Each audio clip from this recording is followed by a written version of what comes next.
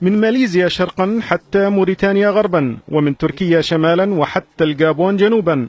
هكذا تمتد رقعة التحالف العسكري الإسلامي لمحاربة الإرهاب الذي أعلنت السعودية عن تشكيله. التحالف سيكون مقره الرياض، ويضم في عضويته حتى الآن 34 دولة يجمعها الانتماء لمظلة منظمة المؤتمر الإسلامي. وإضافة إلى السعودية، فإن من أبرز الدول التي أعلنت الانضمام إلى التحالف كل من تركيا وباكستان ومصر ونيجيريا وقطر والإمارات والأردن والمغرب، إضافة إلى تونس والكويت والسنغال. وفور الإعلان عن التحالف أبدت نحو 10 دول إسلامية تأييدها له، أبرزها إندونيسيا، فيما بدا لافتا غياب كل من إيران والعراق وعمان والجزائر عن هذا التحالف.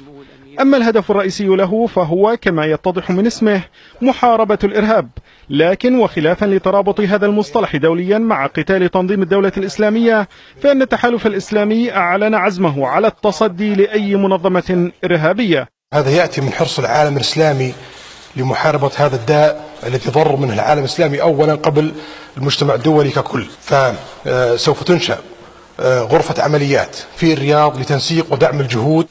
إرهاصات كبيرة سبقت إطلاق تحالف الرياض، والتي باتت تغوص أكثر بملفات المنطقة الساخنة منذ وصول الملك سلمان إلى سدة الحكم مطلع العام الحالي. فالإعلان عنه جاء بعد نحو عام و4 أشهر من انطلاق التحالف الدولي لمحاربة تنظيم الدولة بقيادة الولايات المتحدة.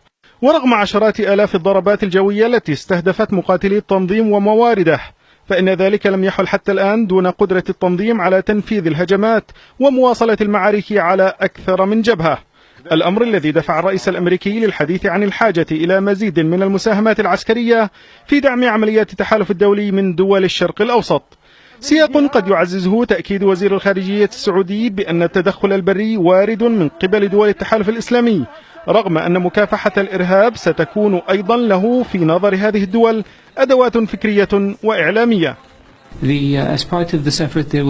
ستكون هناك غرفة عمليات مشتركة تشكل في الرياض لتنسيق الجهود على مسارين: الأول أمني وعسكري يشمل تبادل المعلومات والتدريب وتقديم المعدات والقوات عندما يلزم ذلك، والمسار الثاني هو لمكافحة الإيديولوجيا وكيف نوصل رسائل فعالة، وكيف نكافح رسائل العنف والتطرف، وكيف نحمي الشباب. تحديات كبيرة ستكون أمام التحالف الذي اعتبر رئيس الوزراء التركي أحمد داود أوغلو بأنه أبرز رد على الساعين إلى ربط الإسلام بالإرهاب، فيما تتجه الأنظار إلى سيناريوهات أداء هذا التحالف عسكريا حيث ميادين المواجهة، وفكريا حيث منابع التحريض وأيديولوجيات الإرهاب.